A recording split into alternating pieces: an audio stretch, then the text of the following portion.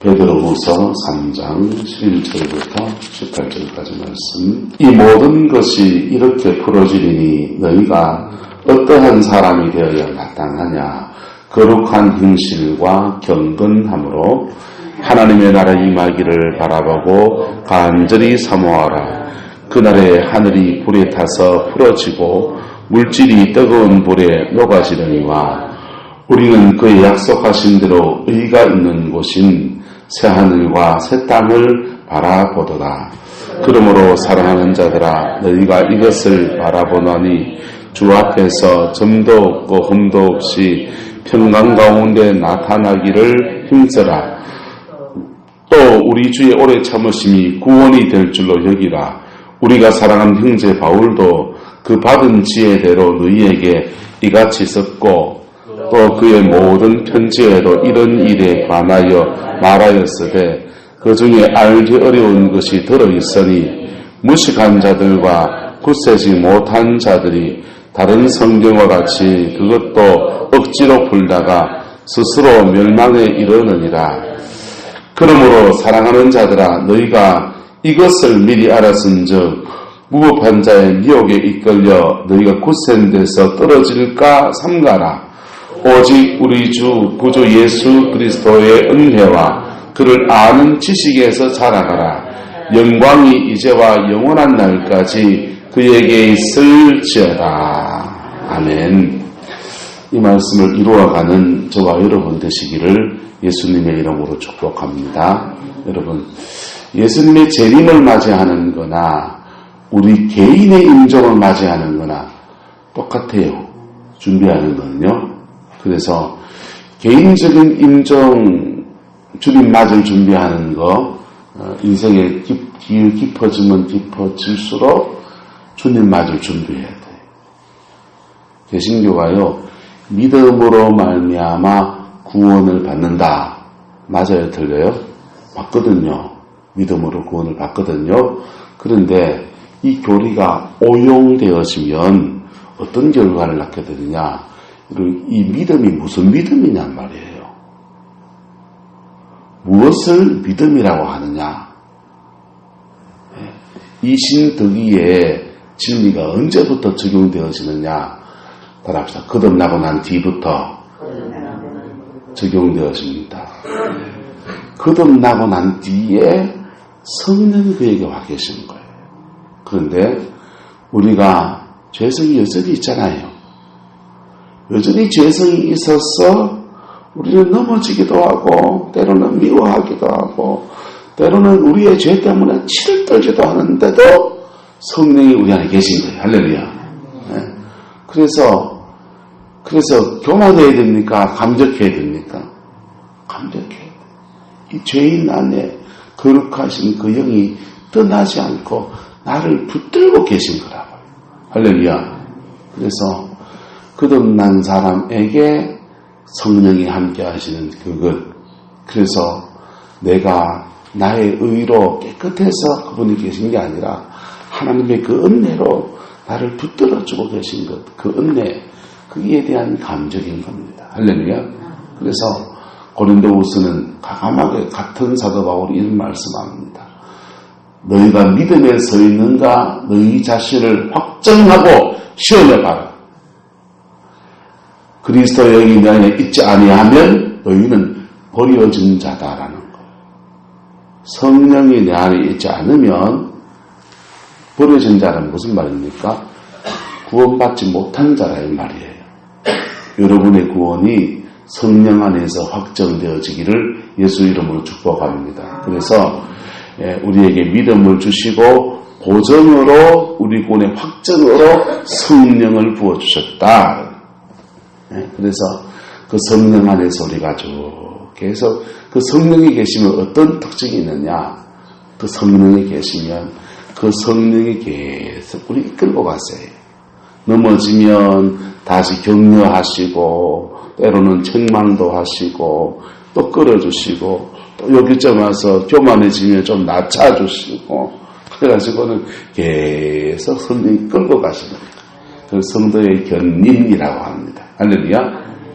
자, 그렇게 해서 우리를 마지막 끝까지 이끌어가서 어떻게 말이냐, 그리스도의 신부답게 만드세요. 그래서 그리스도의 신부답게 만드셔서 천국에 데려가시는 거예요. 예, 천국에 데려가시는 거예요. 가끔씩 살아있는 동안에 천국을 체험하고 온 사람들, 입신했다가 온 사람들의 간증들을 듣습니다. 그 사람들 천국 가는 간증들을 들으면, 잘 들어보세요. 잘 들어보시면 진짜가 가짜가 확 나온다고요. 진짜는 어떠냐? 천국 가는데 자기가 변화가 되더라 안 되더라?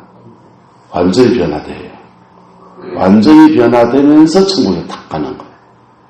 그리고는 변화된 몸을 가지고 딱 와서 자기 육체적으로 쓱 들어온다고. 입신을 해가지고 탁 들어오면요, 그때 영혼이 깨끗해진 영혼으로 주변을 쫙 보면요, 완전 죄덩어리예요. 죄덩어리다. 부산에 오순종 목사님이라는 분이 감림산 기도원에 단골로 이렇게 봉사를 다니시는데, 이분이 오산리 금식 기도원에서 기도 40일 금식 기도하다가 입신에 천국을 갔거든요. 갔다가 이제 천국 다 보고 이제 세상에 죄된 거 다 회개하면서 천국 가서 은혜 받았어요. 그리고는요, 이제 돌아오죠. 육체 아닌 영혼이 쓱 돌아오는 거. 쓱 돌아와서 몸에 탁 들어가지고 깨어나서 사람들은 와, 천국 갔다 왔다고 이제 간증하고 막 난리인데 자기가 냄새가 나서 죽겠는 거. 왜? 영혼이 깨끗해지니까 주변의 사람들의 온통 죄를 달고 앉아있는 그 죄 냄새가 너무 지독하더라. 그래서 천국을 가는데 뭐와 함께 간다? 따라서 영혼의 변화와 함께 간다. 그래서 우리가 주님 앞에 설 때에 그냥 덜렁 믿으니까 천국 간다 해가지고 덜렁 주는 게 아니고 믿으니까 천국 가죠. 근데 성령이 그를 영혼을 단장시키신다고. 단장시키셔서 완전히 변화되면서 천국 가는 거예요. 할렐루야.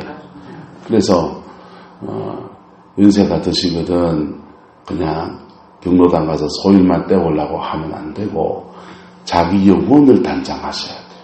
자기 영혼.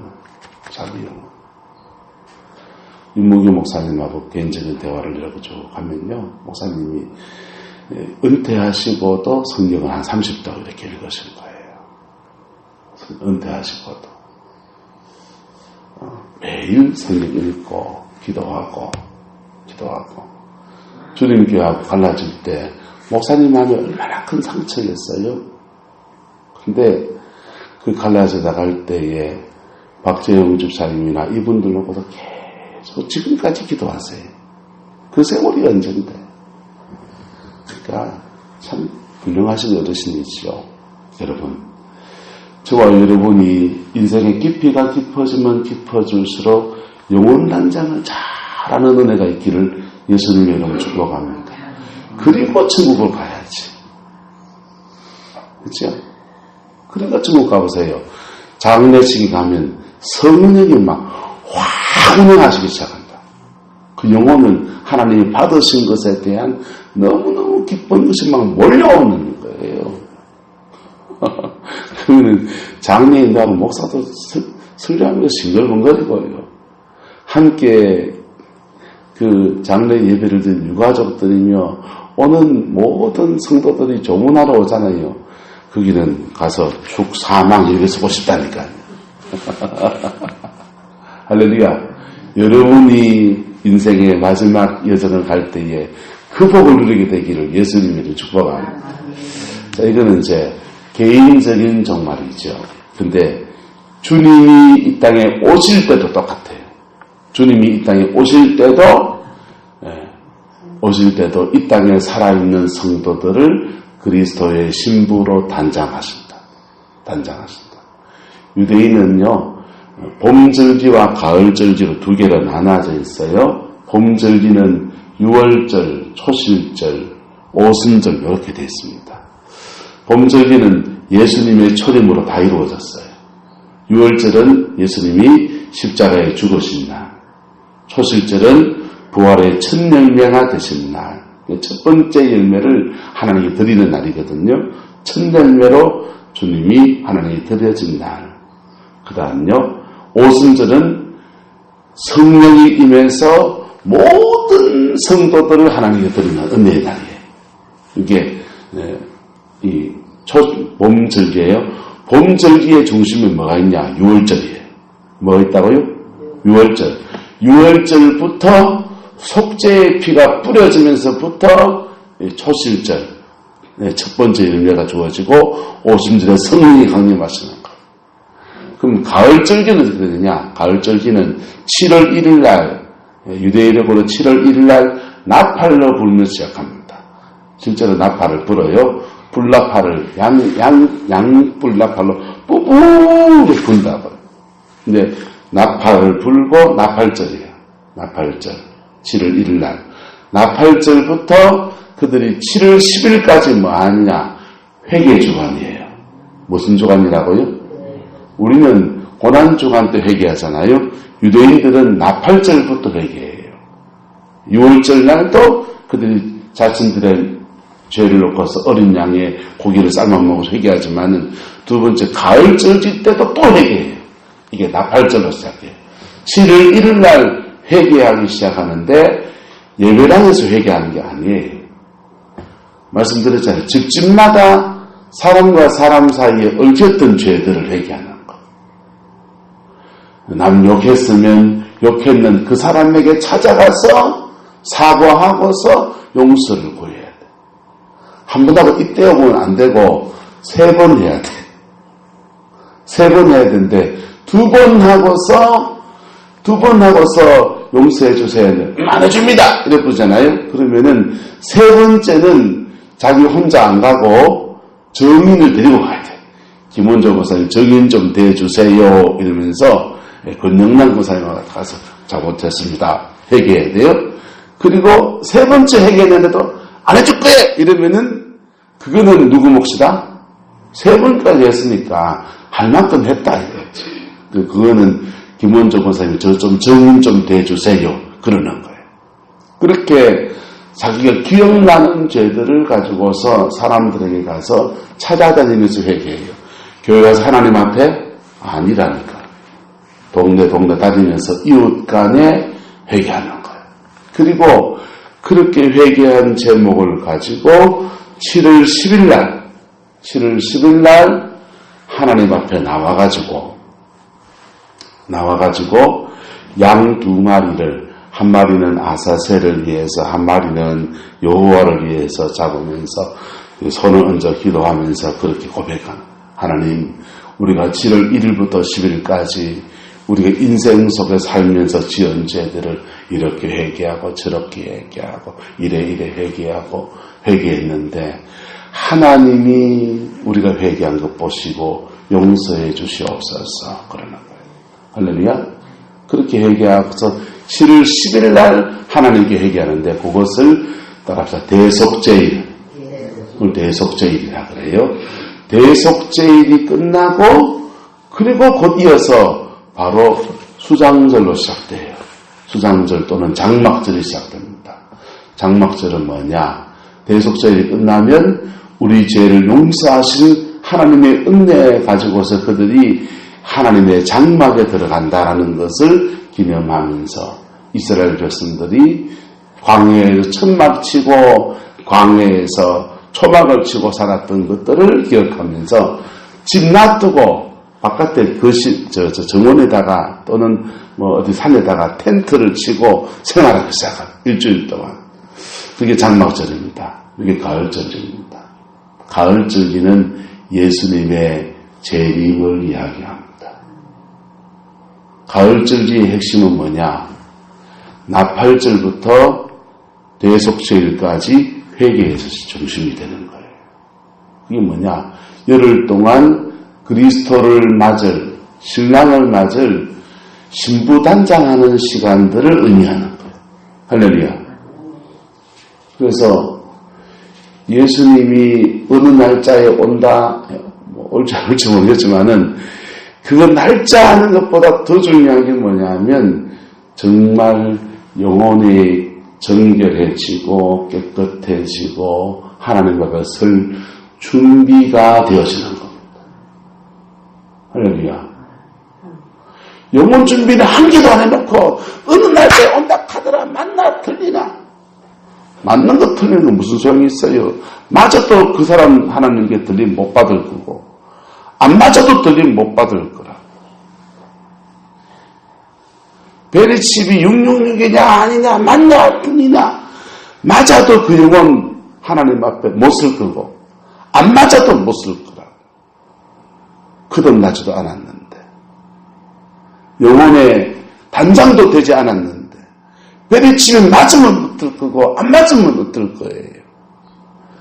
따라합시다. 주님이 재림하실 때에 구원의 역사는 그때에도 피 묻은 십자가입니다. 할렐루야. 정말로는 엉뚱하게 풀면요.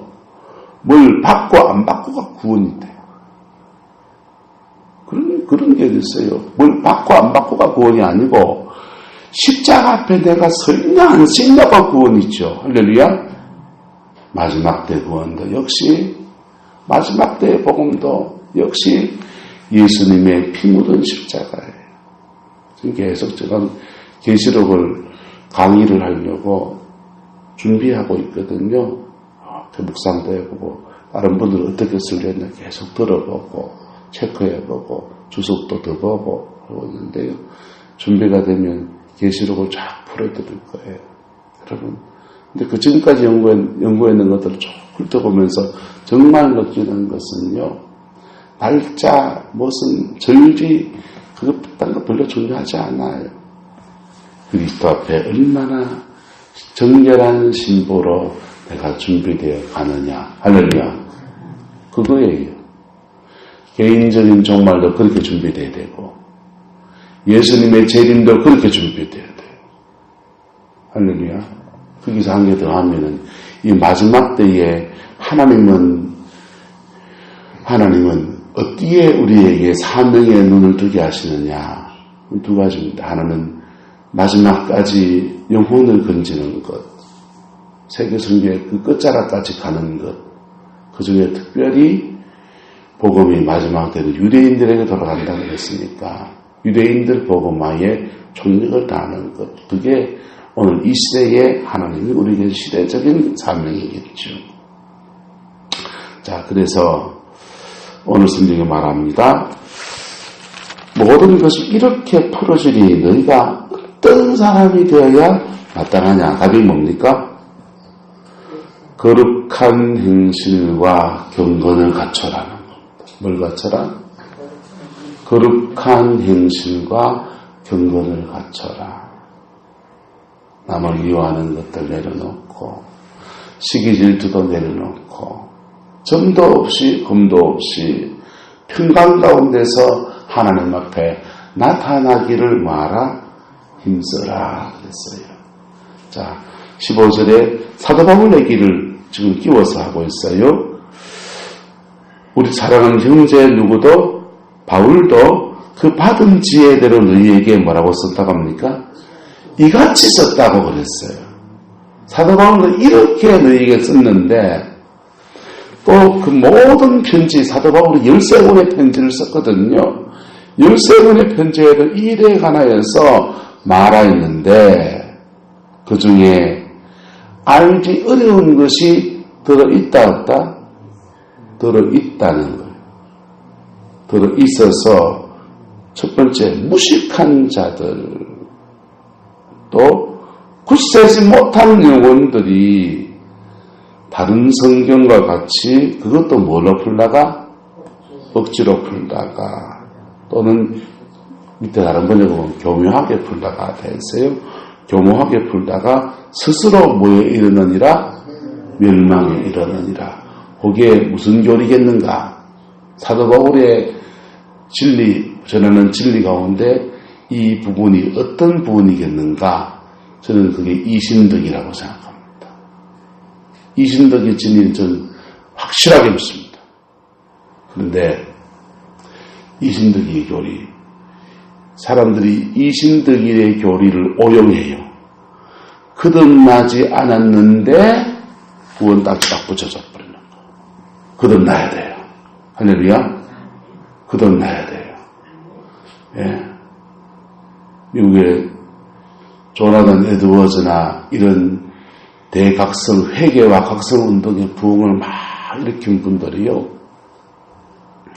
영국에서 복음을 전할 때 핍박이 말로 다 할 수 없는 거예요. 성도들이 은혜 받고 거듭나고 막 회개하고 새롭게 되는데 왜 핍박을 받냐 하면, 유아세례, 어렸을 때 유아세례 받고 교회에서 막 자랐거든요. 교회에서 막 자라서 그 사람들은 교회 안에서 계속 자라왔는데, 조나단 에드워즈가 회개하라! 거듭나야 된다! 이런 주장을 얘기하기 시작한 거예요. 아니, 교회 안에서 평생 자랐다니까요. 우리가 어느 날 갑자기 중간에 예수 믿은 게 아니고, 신앙생활을 3대와 4대, 5대, 6대 했는 기독교 역사가 유럽에 복음이 들어간 지가 한 1500년이 넘어가니까, 예, 그냥 10대, 20대가 신앙생활하는 여정에서 가고 있는데, 거듭나야 된다고. 마음에 와닿는 사람도 있을까요, 없을까요? 마음에 와닿고 거듭나서 회개하는 사람도 있어요. 그래서 정말 깊은 은혜를 받는 사람도 있어요. 그런데 세상 죄는 다 지으면서, 우리 부모님도, 요즘 우리말 바꾸면 군사님이고, 우리 아버님은 장모님이시고, 근데 내보고 뭐 회개하라고? 천국 가려면 회개하라고. 조나단 에드워즈한테 졸제 이단 시비가 얼마나 많이 붙었는지. 요한 웨슬레이요, 영국 전체를 돌아다니면서 회개하라고. 돌 들어가지고 매일 하루에 한 번씩 두드려 맞지 않은 날이 없었어요. 여러분, 교리가 오용되면 안 돼요. 할렐루야. 네. 한국교회 지금 문제가 뭐냐, 여러분, 1970년대 80년대 저 어릴 때 신앙생활 할 때, 중학교, 고등학교 다닐 때, 그때 믿음의 선배들은요, 교회 나오려면 다 집안 어르신에 두들겨 맞기도 하고요, 핍박을 무지 받으면서 나왔어요. 핍박을 무지 받으면서 나오는데, 자기 믿음 없음, 진짜 믿음 없으면 교회 나올까요, 안 나올까요? 안 나오죠. 진짜도 아닌데, 내가 확신도 안 드는데 긴가민가는 두들겨 맞아가면서 온 집안의 반대를 무릅쓰고 왜 교회를 나와요? 그래서 그때는 신앙생활하는 사람들이 아직 우리가 예수 믿은 지 신학의 구력이, 연력이 그렇게 오래되지 않아서 성화의 여정은 짧지만은 거듭난 거 하나는 확실했다니까. 할렐루야. 지금은 예배당 안에 3대, 4대가 교회 안에 전리에, 우리 교회는 안 그렇지만. 근데 영원히 십자가의 그 은총 안에 영원히 거듭나는 이 은혜도 제대로 못 누리고 여기 앉아있는 사람이 빽빽한 거예요. 성경은 말합니다. 예복을 입지 않고 잔치에 참여하는 자는 어떻게 됩니까? 쫓겨나가는 겁니다. 거듭나야 합니다. 사도 바울의 글에, 사도 바울의 모든 편지에 이런 것들이 기록되어 있는데, 알기 어려운 것이 들어있어서 무식한 자들과 어리석은 자들이 다른 성경을 그 억지로 풀려고 그러면서 안심 팍 놓게 만듭니다. 사람들의 영혼을 안심 팍 놓게 만들고, 장로교단의 예정설, 구원받은 사람, 예정되어 있다. 나 예정되어 있겠지. 안심 팍 놓게 만들고.